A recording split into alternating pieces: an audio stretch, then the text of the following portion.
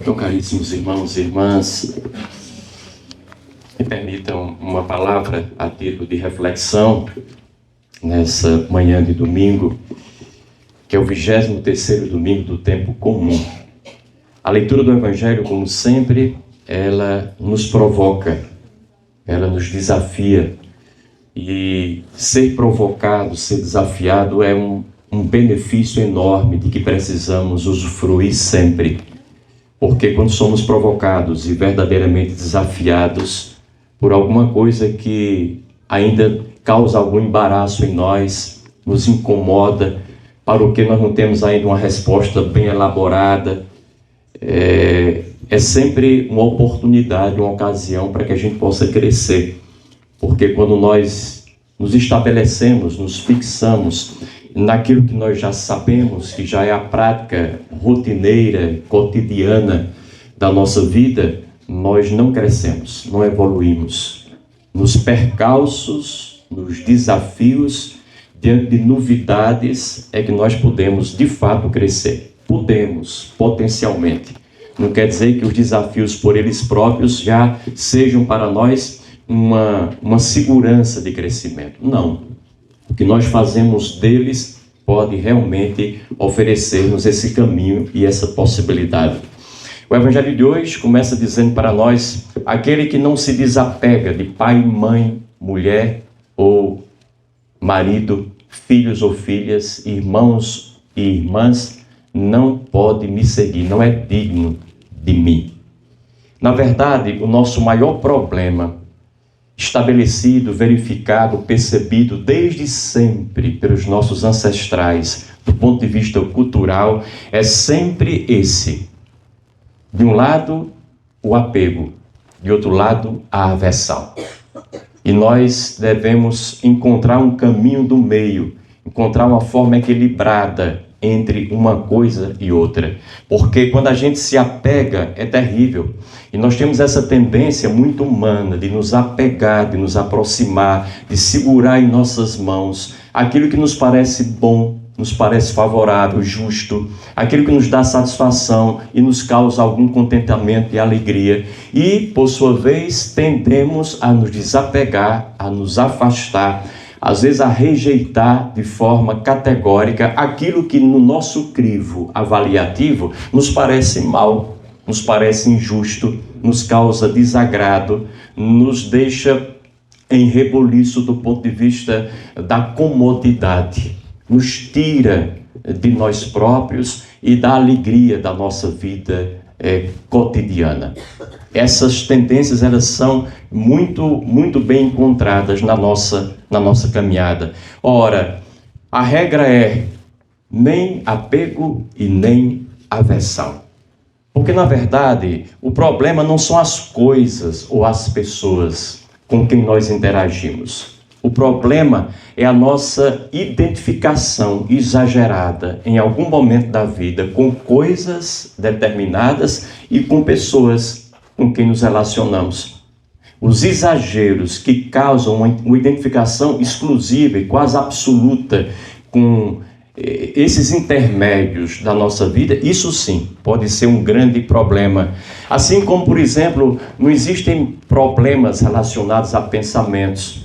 Às vezes as pessoas dizem: eu estou com um mau pensamento, eu tenho que me desfazer dos meus maus pensamentos. E às vezes procura um padre para confessar dos seus pensamentos. Eu sou daqueles que acreditam que não existe pecado por pensamento.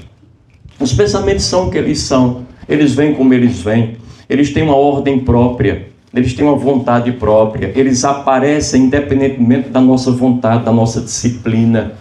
Simplesmente aparecem e são provocados pela vida, pelos embates da vida. A gente vê uma coisa, pensa a partir daquilo que vê outra contrária, pensa contrariamente, porque aquela coisa é diferente da primeira.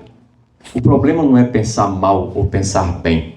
O problema está em a gente se identificar, se encarcerar, se aprisionar, fixar-se nos pensamentos. Aí sim, isso já depende de nós. Eles vêm, se nós os retemos conosco por muito tempo e os repetimos e os aplicamos de forma ininterrupta, hoje, amanhã, depois de amanhã e sempre, aí a decisão foi nossa. Mas se ele veio e a gente deixou que ele passasse, porque é próprio de um pensamento vir e passar e não ficar, a transitoriedade é característica fundante de qualquer pensamento, está tudo bem.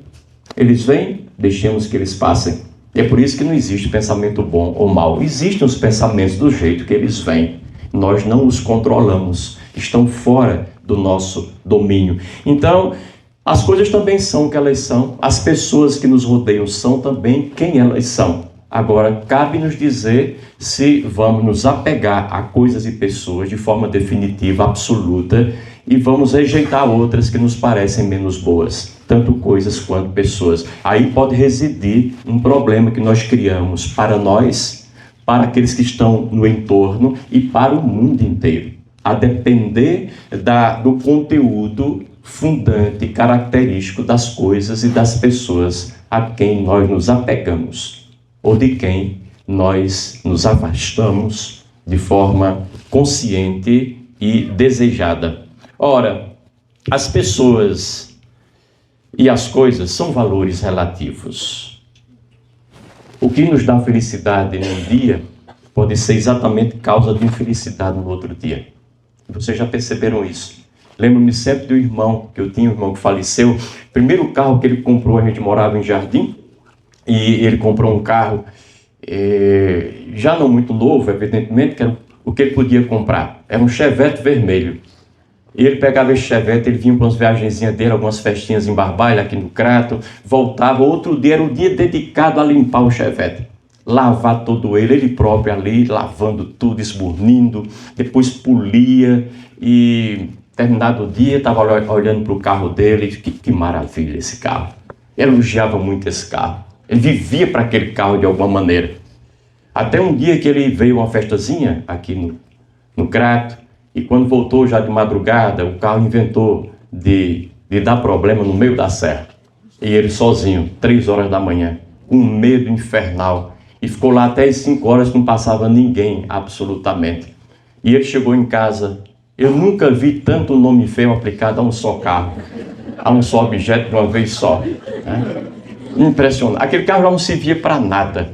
Era a pior coisa que ele tinha adquirido na vida dele. Isso foi um azar, está me tirando do sério. Acabou com a minha felicidade. E ainda joguei dinheiro aí, gastei dinheiro com isso. Mas era tão bom até ontem. Passou semanas sendo a melhor coisa do mundo e agora já não presta para nada. Às vezes... uma coisa que nos faz felizes de manhã, lá pelo meio-dia acontece algo e já a felicidade vai começando a ir embora. Quando é no final da tarde, começo da noite, nos causa um verdadeiro repúdio, repulsa, já não prestam para nada. Nos alegraram de manhã, mas à tarde e à noite já não conseguem segurar essa mesma alegria, esse mesmo sentimento. Por isso que a gente nunca deve se fiar a coisas e pessoas, porque é pedir o infinito àquilo que é naturalmente finito, e nunca nos vai dar o que nós estamos pedindo. Mas relacionar-nos com pessoas e com coisas de forma relativa como elas são, sem mais nem menos. Estabelecer uma maneira justa de relacionamento. E o que é uma coisa justa? Uma coisa justa é uma coisa que se ajusta. É uma coisa que se ajusta. E às vezes uma coisa se ajusta no momento e já não se ajusta no outro momento. E é por isso que a nossa atenção tem que estar sempre voltada, diligentemente, para a realidade. Nunca baixemos a guarda. Por quê? Porque as coisas não são de forma definitiva do mesmo jeito o tempo inteiro. As pessoas menos ainda, porque elas são dinâmicas. Então uma pessoa que às vezes nos agrada, nos faz bem, nos fez bem até ontem, pode ser que a partir de hoje não nos faça mais. Aconteceu alguma coisa que impactou a nossa relação e modificou de forma substancial o jeito de ser daquela pessoa e a maneira dela nos abordar. E é preciso que estejamos atentos para perceber exatamente onde é que houve a mudança, para que nós mudemos igualmente. Porque continuar do mesmo jeito, frente a coisas que não são nunca da mesma maneira, é uma falta de inteligência, de bom senso. Precisamos acompanhar as coisas, as circunstâncias, os eventos, na sua dinamicidade incorrigível e nas nuances, mudanças que naturalmente elas nos apresentam a cada instante. Conclusão: devemos acolher tudo, pois não existe o bom ou o mal. O que é bom é também potencialmente ruim e vice-versa. Devemos, como acabei de dizer, relativizar. Quando falo em relativizar pessoas, eu me lembro sempre daquela história que eu, quando era menino, ouvia do famoso Joãozinho, que a mãe pergunta para ele, assim mais ou menos em novembro, diz: João, ela estava grávida, né? E perguntou para ele, era uma forma de dizer que ele ia receber o irmãozinho. Joãozinho, me diga uma coisa, você está chegando o Natal, você prefere de presente de Natal um irmãozinho ou uma irmãzinha? Ele fez uma cara de quem não gostou e disse: mas não era uma bicicleta? Essa capacidade de você relativizar, naturalmente, não vai chegar a tanto como uma anedota. Mas é preciso ter um olhar também não muito valorativo a respeito das coisas. Lembro-me sempre do Tibete, por exemplo, quando os budistas foram expulsos do Tibete, lá eles estavam muito bem obrigados, há anos sem fio. Lá era a montanha sagrada, ainda hoje assim considerada por eles, mas depois de invadida pela China, já aquilo já mudou tudo. Eles foram obrigados a sair de uma hora para outra com absolutamente nada nas mãos. Pediram asilo na Índia e lá ficaram, lá se estabeleceram de forma provisória. Foi a melhor coisa que aconteceu ao budismo, porque a partir da Índia eles se espalharam pelo mundo inteiro. Se tivessem ficado confinados lá em cima, na montanha do Tibete, talvez estivessem lá eles e apenas eles até hoje. E a riqueza da filosofia budista não tivesse alcançado a nós aqui, por exemplo, agora. Então, uma coisa que foi aparentemente ruim e acabou se convertendo em algo muito bom para eles e para o mundo inteiro. Relativizemos as coisas. Me lembro sempre daquela história do sábio que ele tinha apenas um cavalo, era a sua riqueza, um cavalo de raça muito bonito, muito desejado por muitos compradores nessa área, e ele vivia ali com aquele cavalozinho. Vivia uma vida de camponês, plantando e colhendo, num lugar ermo, afastado da cidade, ele e seu filho. Chegou uma certa hora que o cavalo, que ele tanto prezava como sendo o seu tesouro maior, o cavalo sumiu dos pastos, foi embora do curral. E aí todo mundo que conhecia aquele homem, sabia do valor que ele dava àquele animal, foi lá visitá-lo e todos diziam numa só boca: mas que pena, que coisa ruim que lhe aconteceu, não é? Seu cavalo foi embora, que coisa, não foi ruim? Ele disse: não sei se foi bom, não sei se foi mal. E as pessoas iam embora. Daqui a pouco o cavalo, sem mais nem menos, chegou com mais 10 outros cavalos iguaizinhos a ele. E aí foi uma bênção. E as pessoas vinham lá e diziam: mas que coisa, o senhor parecia ter perdido um e agora ganhou, foi mais 10, tem a 11. Que maravilha, que coisa boa lhe aconteceu. Não foi? Não sei se foi bom ou se foi mal. Chamou o filho dele e foram domar os cavalos selvagens. E já no último cavalo a ser trabalhado, de repente o filho cai de mau jeito e parte a perna, quebra lá a perna e uma fratura exposta. Teve que ir para o hospital e passar por uma cirurgia de urgência. As pessoas iam lá visitar o filho, o pai estava junto e diziam: mas que coisa que aconteceu com seu filho? Não foi uma tragédia? Que coisa ruim ele agora aqui no hospital? Não foi? Não sei se é bom, não sei se é mal. Decretaram guerra e o país dele todinho fez a convocação dos jovens a partir dos 16 anos. O filho tinha 18, naturalmente porque estava deitado numa cama cirurgiado, não foi para a guerra. Todos os jovens que foram morreram, menos o filho. Estavam lá. Ah, que coisa maravilhosa. Mas que sorte seu filho teve, não foi? Eles não sei se foi bom, não sei se foi mal. Nós nunca sabemos o que é bom e o que é mal, rigorosamente, porque a gente não domina um minuto depois e não pode dar sequência àquele ato. E como todos os atos, nenhum deles é valor absoluto em si mesmo, nenhum deles pode ser visto de forma isolada, naturalmente a gente tem que abrir-se para as coisas como elas são. Porque não existe o que é bom e o que é ruim. Existem as coisas do jeito que elas são. Nós é que às vezes as carimbamos como tais. E precisamos tirar esses carimbos que muitas vezes nos aprisionam, nos encarceram, nos limitam e não nos permitem avançar para além daquilo que é a nossa cabeça, que são nossas ideias, que é o fechamento das nossas concepções, que muitas vezes são estreitas, exageradamente, na maior parte das vezes, infelizmente. Esse é um outro dado. Depois Jesus diz: quem não deixa pai, mãe, mulher, irmãos, irmãs, filhos, não pode ser meu discípulo, não é digno de me seguir. O que significa isso, mais uma vez? Trata-se de aprendermos a nos relacionar com a nossa família e com os nossos familiares, de forma, mais uma vez, justa. Lembrando que justo é aquilo que se ajusta. Ajustar-se à nossa família quando nós somos crianças é uma coisa. Ajustarmos a nossa família quando somos jovens é outra coisa. Ajustarmos a nossa família quando somos adultos e já temos, quem sabe, a nossa própria família é uma terceira coisa diferente. E é sempre bom a gente pontuar as diferenças. É fundamental.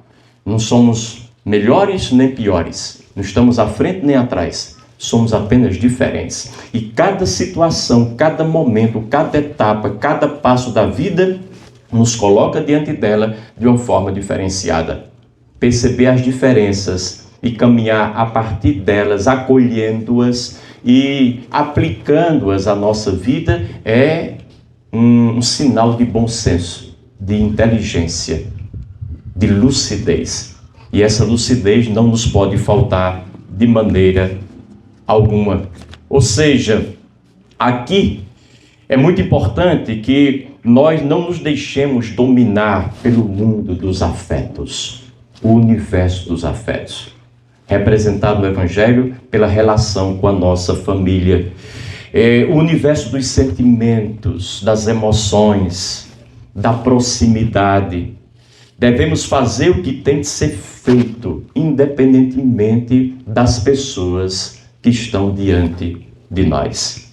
Tem um livro do Fábio de Mello, que é um livro que ele escreveu há muito tempo, e eu acho que é o melhor livro que ele escreveu, e vale a pena aqueles que gostam de uma boa leitura, ler um dia, que é Quem Me Roubou de Mim. E ele fala que muitas vezes as nossas relações são sequestradas. Há pessoas que nos sequestram, que nos tiram de nós e nunca mais nos devolvem a nós. E a vida passa, e a gente passa por ela, e quando chega a morte, nós morremos. Totalmente alheios, alienados, distanciados, ignorantes de pai e mãe acerca de nós próprios, distantes da nossa própria verdade. Então, o universo das relações familiares tem também esse grande risco e perigo que incide sobre nós, de nos tirar da nossa própria autonomia, da nossa própria independência. E aí nós vivemos nessa relação de uma forma doentia, patológica, efetivamente. Aliás, há duas coisas importantes que muitas vezes travam o nosso crescimento como seres humanos. Uma delas é exatamente a dependência emocional.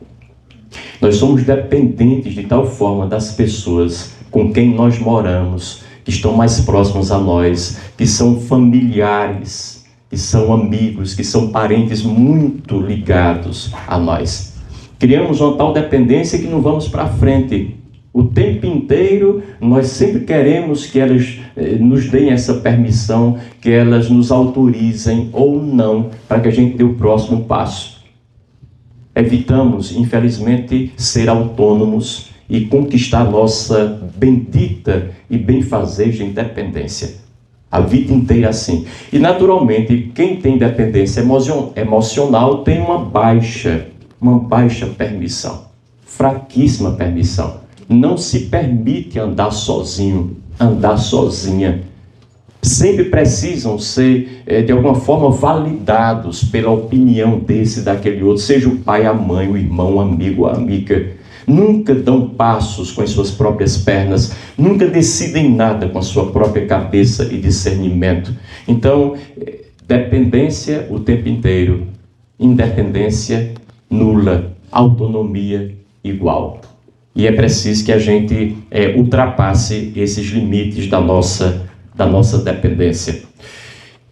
Segundo, que saibamos alargar a nossa concepção de família. Ou seja, não se trata de rejeitar os de dentro, mas de incluir mais gente de fora. O que a gente tem que fazer na vida no dia a dia não é rejeitar a família, aqueles que têm laços de consanguinidade conosco, que vivem e convivem conosco sob o mesmo teto. Não, nós temos uma responsabilidade intrínseca com as pessoas que são familiares nossos. Não é rejeitá-los, mas incluir mais gente, para que não fiquemos ali limitados a meia dúzia de pessoas do começo ao fim dos nossos dias. Vamos incluir gente estranha, gente que a gente não conhece, gente que a gente não sabe o nome. É também família da gente, de alguma maneira, e talvez da maneira mais fundamental. É como aqueles dois loucos que se encontram e um pergunta para o outro: seu nome é Fernando? Ele diz: não. Isso toca aqui, xará, meu também não é não. Então, até os que não são do nosso nome, vamos incluir, são nossos xarás, pessoas próximas a nós o tempo inteiro. Lembremos de Jesus Cristo quando recebeu a primeira bronca do pai e da mãe, ficou ali no templo, conversando com os doutores e mestres entendidos da lei, e os pais preocupadíssimos com ele, voltaram da caravana, 3 dias de caminhada, e lá o encontraram, simplesmente conversando, sem que aparentemente nada tivesse acontecido. E ele recebe a primeira bronca: mas meu filho, diz a mãe, nós estamos há 3 dias à sua procura. E ele olha e diz: mas por que vocês estão preocupados comigo? Será que não colocaram na cabeça de vocês ainda que eu vim para cuidar das coisas do meu pai, que está nos céus? O pai dele estava ali, do lado da mãe, mas ele apontou para outro pai, apontou para outra família, apontou para outra relação. Ou seja, Jesus, mais do que todo mundo, foi alguém que valorizou extremamente a presença dos seus pais, tanto da mãe biológica quanto do pai adotivo. Nós sabemos disso. Mas naquele momento ele quis mostrar para o mundo inteiro e para nós igualmente que existe uma família maior. Uma família maior. E é preciso que a gente utilize a família menor como um espaço de capacitação, de formação para enfrentar os desafios inseridos de uma vez por todas no meio da família maior, que é o povo de Deus, que é o mundo, que é o universo para o qual todos nós fomos criados. Então, evitemos essa dificuldade que muitas vezes nos é imposta. Terceiro, não paremos naquilo que já experimentamos, que já conhecemos. Não paremos naqueles que nós já amamos. E às vezes nós paramos nas pessoas que já são amadas por nós e que já nos amam a vida inteira. E ficamos ali circunscritos, infelizmente, àquele grupinho muito limitado do ponto de vista numérico e também do ponto de vista da qualidade. Porque uma pessoa não pode dar mais do que ela já deu. Muito pouco ela nos pode oferecer de forma diferente, inusitada, em termos de acréscimos. Então, outras pessoas nos podem acrescentar, sempre nos acrescentam algo distinto daquilo que nós já recebemos das pessoas com quem convivemos o tempo inteiro. Então, mais uma vez, não paremos em quem nós amamos. Quando nós paramos naquilo que já conhecemos, o que nós conhecemos se torna um obstáculo ao conhecimento. Quando nós paramos naquilo que nós experimentamos, o que nós experienciamos se torna um obstáculo à experiência. Quando nós paramos naquilo ou naqueles a quem já amamos, as pessoas a quem amamos se tornam um obstáculo ao amor. O amor é muito maior do que as pessoas a quem amamos, ou maior do que aquela porção que nós despendemos em relação às pessoas com quem nós nos envolvemos até aqui. E é claro, o amor tem muitas nuances, tem muitas características, tem muitas formas e qualidades, e para cada pessoa a gente ama de uma forma diferente. Nosso coração é imenso e, portanto, ele na sua diversidade, ele no seu conhecimento, na sua inteligência magnífica, vai encontrando maneiras de amar diferentemente pessoas que na relação conosco estão colocadas de forma também diferente, de forma diferenciada. Quarto, saibamos cortar o nosso cordão umbilical com os nossos antepassados. Nós não temos nem obrigação, muito menos o direito de repetir absolutamente ninguém do passado.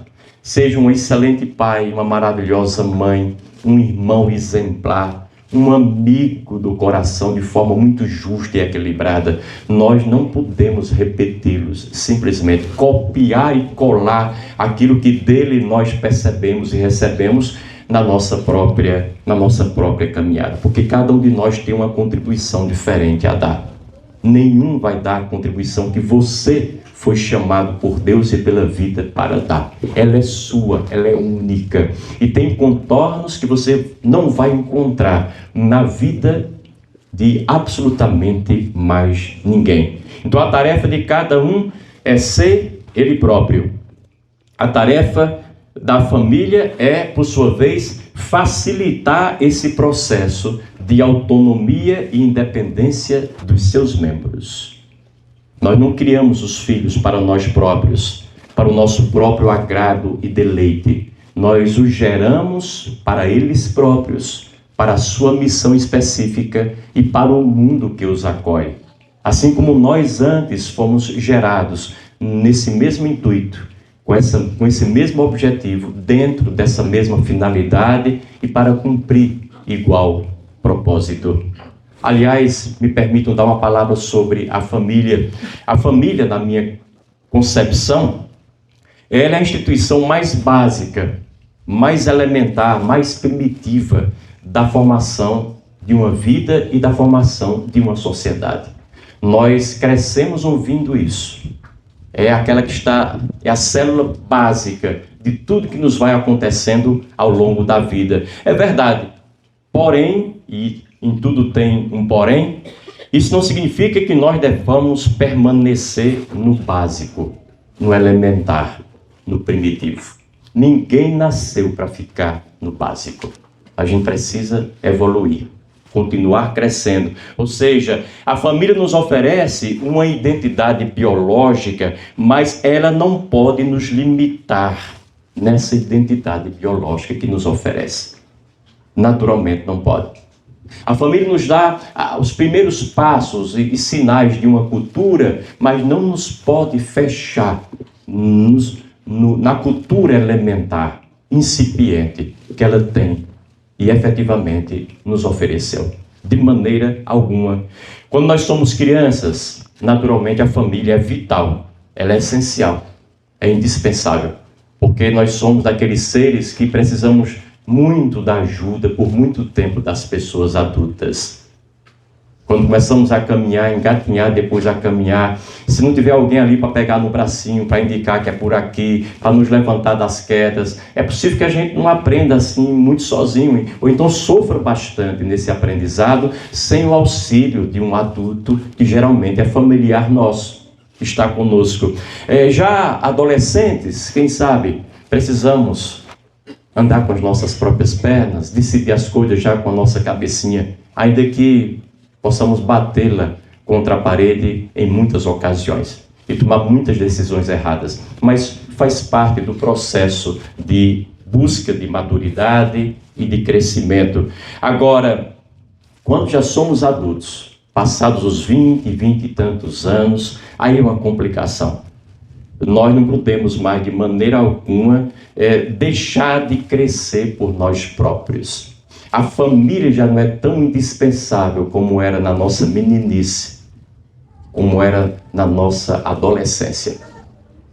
E às vezes em casa, depois dos 20 anos de idade, e se alguém ainda permanece em casa, 24, 25, 30 anos, e aí não vá se queixar dos embates com o pai, por exemplo, o filho com o pai ou a filha com a mãe, porque na relação com o pai, já não é filho e pai que estão se degladiando, convivendo juntos. São dois homens feitos. São dois homens feitos.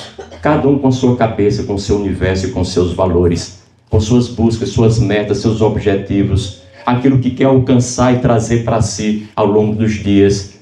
Então são dois homens disputando o mesmo espaço, que é pequenininho, que é resumido, que se converte ali em 4, 5, 6 cômodos, nada mais do que isso. E às vezes dois marmanjos disputando o amor da mesma mulher, que para um é a mãe, para outra é a esposa.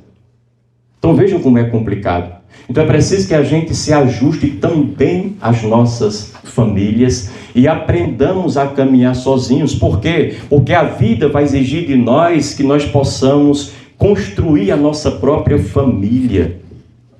Se não com outras pessoas, para quem deseja continuar solteiro, mas sempre consigo próprio. Numa relação mais madura, mais independente, mais autônoma de si para consigo, de si para com os outros. A partir daqueles que estão mais imediatamente ligados, vinculados presencialmente à nossa presença. E esse é um desafio que a gente não pode simplesmente frente a ele declinar. Dizer eu não quero, eu não faço. Não precisamos fazê-lo e o fazer da forma mais breve possível. Quinto, saibamos deixar os outros para encontrar a nossa própria solidão.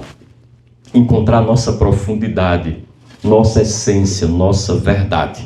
Aliás, essa solidão nunca foi ausência de pessoas, de interlocutores. Antes é uma descoberta fundamental da valorização da pessoa que somos nós. Não é rejeitar ninguém, mas é valorizar a pessoa que cada um já traz dentro de si. Porque se a gente for olhar de forma rigorosa, nós sempre fomos sozinhos. Nós somos sozinhos por natureza. As grandes questões da vida, elas acontecem e nos pegam solitários. As grandes alegrias a gente vive sozinho, não dá para repartir.